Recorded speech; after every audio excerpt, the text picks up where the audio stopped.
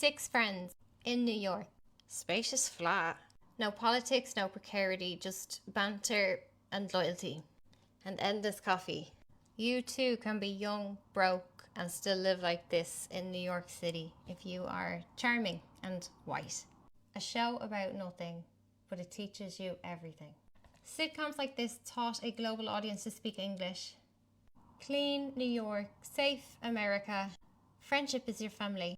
Comfort is aspiration. Friends is a cultural delivery system. The American dream rebranded as casual intimacy. Service jobs exist. Gunter is here somewhere, but they don't define anybody. Housing in Friends seems to be absurdly affordable, even for the 90s. This is a simulation of middle-class safety. Everyone in Friends is white. Even the one black girl in the final season is ideologically white. This is New York City. Why is everybody white? Because whiteness is invisible, it holds up hegemony.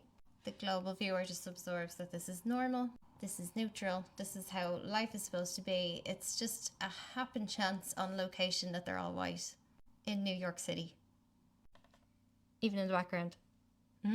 Phoebe is an interesting character because she's vaguely framed as counterculture, and then she's a comedic, bumbling, unserious eccentric.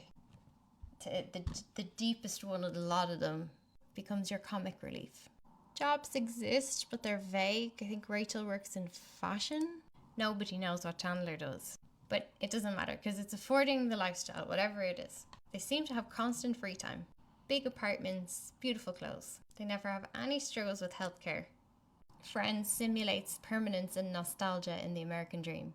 It's not for the 90s, it's for this fictitious world of capitalism that lives without any instability. Friends normalizes a weird kind of social structure where intimacy equals surveillance. It's showing you how relationships and friendships should function in very troubling ways. They are always together. The show is quietly assuming that being in real friendship, real community, means giving up your privacy and your boundaries. Monica and Chandler hide their relationship. Not because there's anything wrong with it, but because disclosure immediately triggers group oversight. Ross and Rachel, arguably, if you were on a break, should have taken some space. But their on-again, off-again relationship history becomes community affair, public entertainment for the group. And it's not healthy. They need space. Ross constantly, frequently, and inappropriately obsesses over Rachel. This is supposed to give the audience proof of his deep and long-lasting love when he's talking to the other men in the group about what she chooses to do with her life, who she's dating, what she's wearing, where she works, just because she's friends with his sister, right? That's the only reason this guy is still around. And the quiet implication here is that his persevering and slightly creepy love for his little sister's friend justifies his possession of her, which he then neglects with poor emotional boundaries within the relationship. So, he sleeps with someone else. They needed to get away. She needs to get away from him. Sitting in the coffee shop with him for. The women in Friends are these men's emotional managers. Chandler makes jokes so that he doesn't have to deal or process his trauma.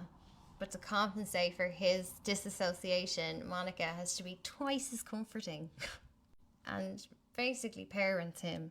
These characters fear change, so they live perpetually in stasis in this coffee shop, way longer than is healthy for any one of them individually. And when somebody does try and leave the apartment or the group or the country, all hell breaks loose and it's seen as a betrayal. So you are not safe in your relationships. That's what that is. That is a lack of boundaries and lack of emotional safety. If your friend gets a great job in another city, why are you chasing her to the airport to let your psycho brother convince her to give up her dream after he treated her like shit? None of this makes sense to me. I'm sorry, what, Monica, you're a bad friend. The casual laughs give you, the viewer, a subtle set of rules on how to find yourself in unhealthy and enmeshed relationships that reward your oversharing and teach you to always be socially on, because none of these people are unmasking in the coffee shop. Poor old Phoebe. She cannot be herself with these people. If you ever meet yourself in a friend group where your independence is perceived as failure, run and run fast from those people. Healthy growth requires change. My biggest with friends, apart from it just being raw brainwashing, is that they couldn't even change the set design in all those years. These people would have actually murdered each other in reality if you had to spend all of this time sitting in that orange chair listening to Monica. Are you kidding me? It is propaganda designed to weaken your boundaries as an adult and encourage surveillance culture within friend groups, a fear of exclusion, and anxiety about being alone or letting the friends down. It's training you to find safety in constant emotional proximity. Even to the show itself, it gives constant emotional proximity by being there once a week for you.